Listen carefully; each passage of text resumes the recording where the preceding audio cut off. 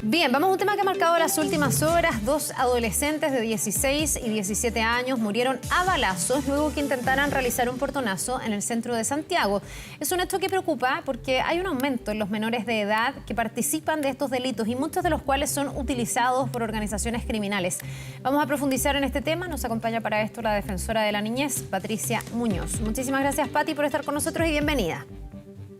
Hola, Carla, ¿qué tal? Gracias a ustedes, buen día. A ver, este hecho particular se está investigando y habrá que llegar a los detalles de lo que arroje justamente esa investigación para saber exactamente la situación de estos adolescentes que terminan muriendo baleados. Pero lo que sí es real y lo que sí han alertado autoridades en el último tiempo, y no tan en el último tiempo, tal vez hace un buen rato, es que tenemos bandas que utilizan muchas veces a niños, a adolescentes para delinquir y que además tenemos un adelanto en las edades donde comienzan las carreras delictuales. ¿Cómo observan ustedes desde la Defensoría lo que está pasando en esta materia?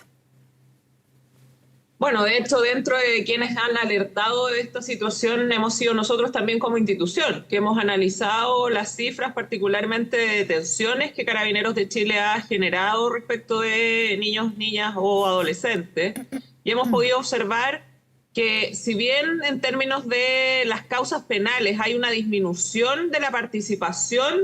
de hechos de adolescentes en delitos, lo que hay es una especie de cronificación de personas que siendo adolescentes cometen delitos reiteradamente, ¿no? Y ahí nosotros hemos sido bastante enfáticos en la necesidad de poner acción donde se ponen las palabras. Y lo cierto es que acá lo que falta es una lógica de prevención de vulneraciones de derechos que sea realmente capaz de evitar que los adolescentes o los niños, incluso porque efectivamente hay niños pequeños participando de hechos delictivos, sean reclutados por bandas criminales que en definitiva les hacen ver a ellos que es ahí donde tienen un espacio para desenvolverse, para ser reconocidos y para tener aquello que eventualmente anhelan en términos materiales. Si el Estado no es capaz de satisfacer en términos sociales aquello que involucra las vivencias de los jóvenes en sus entornos familiares y sociales, obviamente el crimen organizado, el narcotráfico y el delito, a propósito de la comisión de este tipo de hechos como los portonazos, lo que hace es tener ahí un caldo de cultivo muy, muy fructífero para poder reclutar particularmente a quienes además se encuentran expuestos a situaciones de vulneración de derechos. Y eso es muy grave porque implica una manifiesta falta de deber del Estado de Chile en dos ámbitos: en prevenir las vulneraciones de derechos y por lo tanto este posible tránsito desde los niños vulnerados a niños que cometen hechos delictivos, pero también falla cuando en relación con aquellos chicos que han cometido delitos debe cortar carreras delictuales, debe resocializarlos y debe integrarlos en un contexto social en que el delito no sea la alternativa que ellos visualizan como única posible de vida. Ya, ¿y cómo se hace eso? ¿Cómo el Estado podría abordar este problema que, bueno, es bien estructural, se arrastra hace mucho tiempo, también tiene que ver con que la penalidad para los más chicos, digamos, que delinquen es menor que para estas bandas de adultos que en el fondo se escudan en eso? Y también en esto otro que tú decías, Pati, que es mostrar que ahí hay una oportunidad de obtener cosas que a lo mejor en el cotidiano niños vulnerables no tienen. ¿Cómo el Estado podría llegar a hacer las dos cosas? A prevenir, por un lado, cuando muchas veces en la casa están estos modelos, y cómo podría llegar a salvar a los niños que están comenzando una carrera delictual. Bueno, lo hace. Lo que pasa es que lo hace mal, porque no es capaz de tener un cumplimiento eficiente ni con la cobertura total que eso requiere. Parto de atrás para adelante. En relación con los chicos que cometen delitos, se ha creado y ha definido por ley para poner término a lo que conocíamos como CENAME, como bien sabes tú, Carla, por una parte el Servicio de Protección Especializada y por otra parte el Servicio de Reinserción Social Juvenil,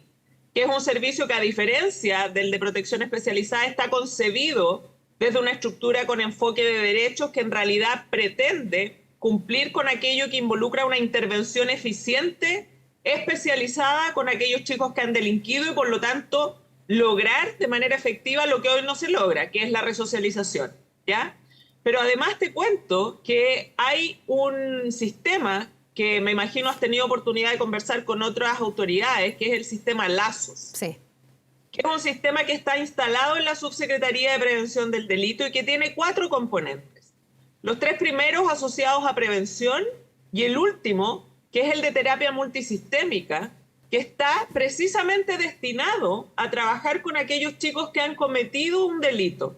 y que por lo tanto lo que haces tú es un abordaje integral con ese chico, su entorno familiar, ojalá social, para lograr evitar que sea el delito aquello que realmente termine primando en su vida. Y ese es un programa basado en evidencia que ha sido reconocido en términos de resultados, pero el problema es que no está en todas las comunas del país. Y esa es una petición que yo expresamente formulé a la ministra del Interior y Seguridad Pública, que como institución hemos insistido permanentemente que se tiene que entender que ahí es donde hay un foco de intervención posible de cambiar las cosas, ¿no? Porque si tú sigues haciendo las cosas de la misma manera, es muy difícil que esperes resultados distintos.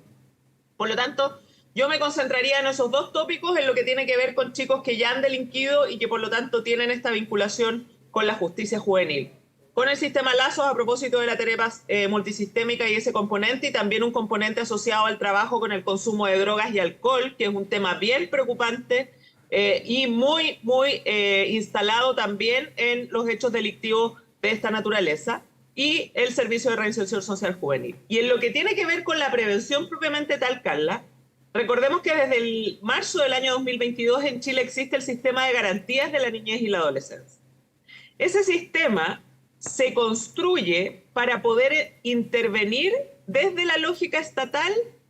con anterioridad a que las vulneraciones se produzcan. Y por lo tanto el foco central está puesto en la prevención de derechos, de vulneración de derechos y en la promoción de derechos. ¿Y cómo se hace eso?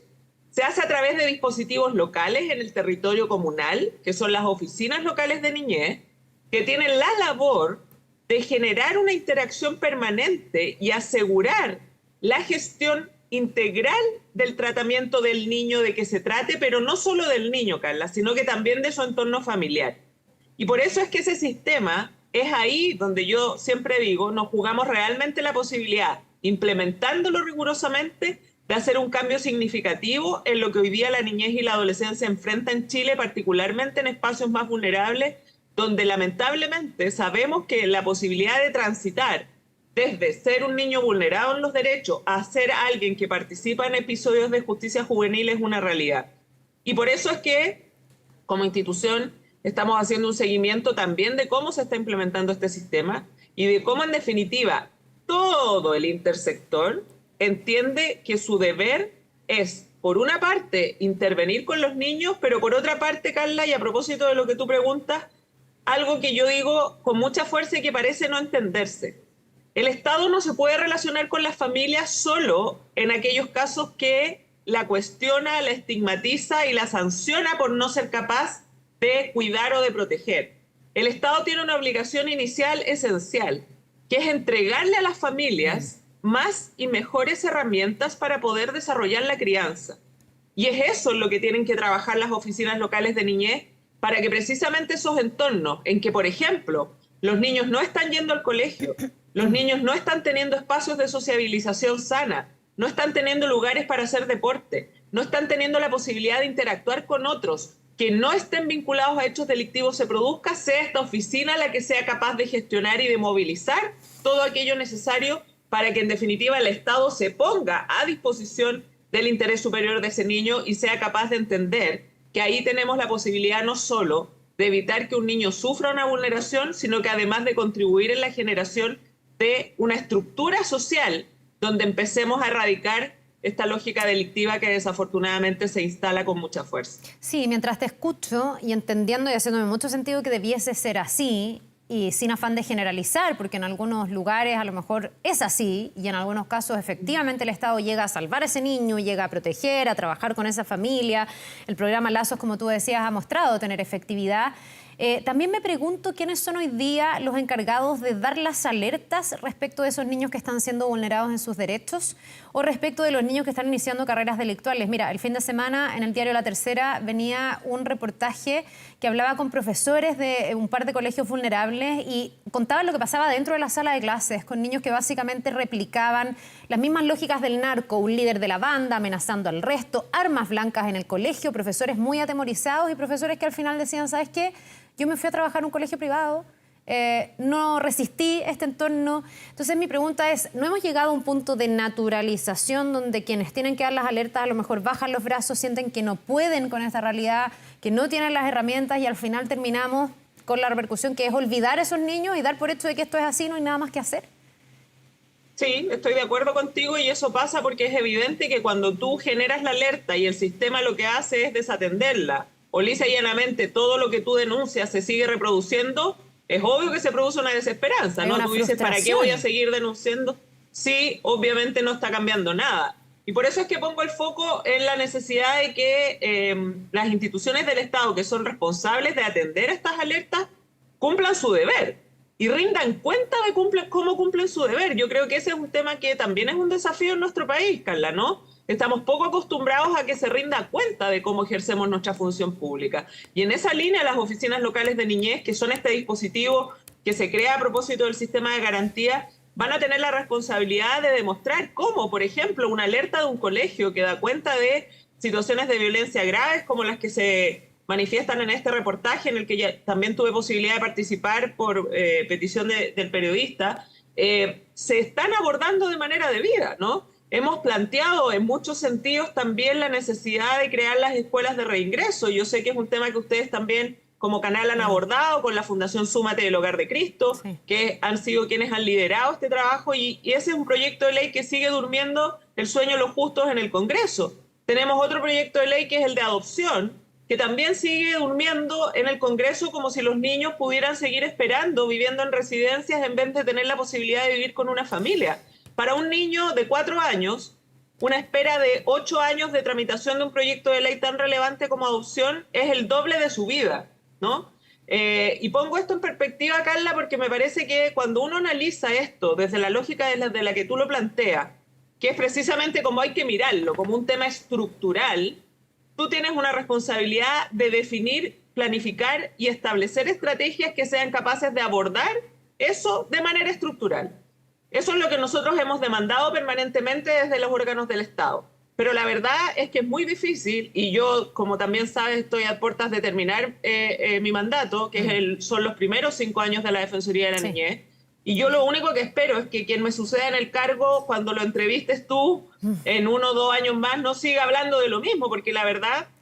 es bien llamativo cómo, a pesar de las recomendaciones insistentes que una institución como esta, Autónoma de Derechos Humanos, hace, de recomendaciones que además están sustentadas y basadas en evidencia, en experiencias no solo nacionales, sino que internacionales, en lo que demuestran los estudios que tiene efectividad a la hora de resolver situaciones que afectan a los niños, lisa y llanamente no se toman en cuenta, no se ejecutan y en definitiva seguimos visualizando los problemas y cuando pasan casos como lo que pasó ayer, que desde todo punto de vista es dramático, ¿no? Finalmente aparecen todas las voces asociadas a que este es un tema delicado, que no hay que olvidar a los niños, pero en concreto uno lo que ve es que eso en lo cotidiano no pasa. Y yo creo que ahí hay una responsabilidad del Estado ineludible. Yo lo decía en una entrevista hace unos días atrás, así como en general los temas de relaciones exteriores o los temas de defensa políticamente se abordan como temas de Estado y si tú observas en general no hay mayores peleas que se produzcan en el entorno político, me parece que ya ha llegado el momento porque urge de que la política chilena entienda que la niñez y la adolescencia y sus derechos también deberán ser una política de Estado que no esté sujeta a debates y a mezquindades que son propios de ese quehacer y que en definitiva terminan retrasando acciones que son urgentes para que los niños vivan en mejores condiciones y para que no estén expuestos a lo que las imágenes están exhibiendo, que no solo, Carla, afecta muchas veces de manera irreparable a las víctimas de estos delitos, sino que también afecta a quienes los cometen de manera incluso irreparable como lo que vimos ayer. Ya, ahora, después de estos 5 años, con todo esto que estamos conversando, que no es solo tu opinión en general, es la de todos quienes trabajan en estos temas, ¿con qué diagnóstico te quedas respecto de las causas que no movilizan a Chile a tener una mirada integral del problema, que pueda conjugar en el fondo el mascar chicle y caminar al mismo tiempo? Porque aquí también hay un tema medio ideológico, ¿no? De quienes solo ponen énfasis en la agenda corta y en el sancionar hoy día y que buscarían incluso, no sé, bajar la edad de responsabilidad penal, que podría ser incluso discutible y atendible en el sentido de la urgencia y la coyuntura. Pero yo me imagino que debe haber cierto consenso, piense lo que uno piense, en que igual queremos prevenir para más adelante por un tema de sociedad, el que no haya más personas que inicien carreras delictuales, sobre todo si estas son tempranas, y además en lo individual, que creo yo debe haber consenso en que aspiremos como sociedad a darle una mejor vida a nuestros niños, ¿no? ¿Qué pasa entonces, entendiendo que hay un tema político coyuntural, que no se puede atender al problema de fondo, Pati? ¿Con qué, también te pregunto, como, ¿con qué balance te vas en ese sentido de este cargo de la Defensoría? Que yo creo que por una parte la niñez y la adolescencia no es un tema prioritario de manera real para la política. Más allá de las declaraciones que se puedan hacer en ese sentido, en concreto eso queda de manifiesto por lo que te digo, un proyecto de ley de adopción que es clave y crítico para que los niños no vivan en residencias y vivan con familia, lleva más de 8 años en el Congreso. La ley de garantía se demoró más de 10 años en ser tramitada. Un proyecto de ley como las escuelas de reingreso para aquellos chicos que son excluidos del sistema escolar y que no pueden estudiar en la forma o en el formato que tiene el currículum habitualmente, sigue también durmiendo en el Congreso. Esa es una manifestación concreta. Pero luego también creo que un factor muy relevante tiene que ver con que la prevención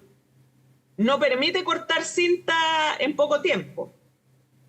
Muy por el contrario, es algo que rinde frutos a largo plazo. Y como tú bien señalas, desafortunadamente este país en relación a las decisiones políticas vive habitualmente de la coyuntura, de la contingencia, de la reacción. Y por eso es que yo he sido particularmente demandante, no solo con esta administración, sino que con la anterior también, de que se tiene que entender que hay que dar ese salto cualitativo. Y en ese sentido, que se haya promulgado con el presidente Piñera la ley de garantía, sin duda constituye un avance para nosotros trascendental, porque es lo que permitirá, al menos desde el rol de esta institución, insistir, vigilar que la implementación de ese sistema funcione y se haga operativa para poder concretar lo que hemos conversado, que es poner el foco en la prevención y dejar de reaccionar, porque además cuando sabemos, o sabemos más bien que cuando reaccionamos, reaccionamos tarde. Yo no sé qué más debiera tener que pasar en términos de casos dramáticos, violentos, hechos que realmente conmueven, consternan, pero además indignan en relación a la violencia que sufren niños, niñas y adolescentes, para que en este país este tema sea realmente prioritario en la política y sea prioritario en los términos de concepción de Estado de largo plazo, que es lo que demanda un cambio estructural que sigue siendo urgente, porque pasan y pasan generaciones de niños sin ver esa posibilidad, y como tú bien dices, eso no solo tiene un impacto en las vidas individuales de esos niños, sino que también tiene un impacto en el desarrollo de sus vidas futuras y cómo eso impacta también en el tipo de sociedad que vamos construyendo y en el que tenemos que habitar permanentemente. Bueno, un desafío gigantesco, ¿eh? Lamentablemente lo hemos hablado tantas veces. Se van dando pasos, como la ley de garantías, me quedo con eso para rescatar el vaso medio lleno, pero también con todo el desafío que queda, con toda la mirada profunda que hay que hacer de un tema que es mucho más que el caso puntual de ayer y que lamentablemente es un drama, ¿no? Donde también nos jugamos el futuro como sociedad. Patricia Muñoz, defensora de la niñez, muchísimas gracias por esta entrevista. Que tengas un muy buen día. Gracias a ustedes, buen día también.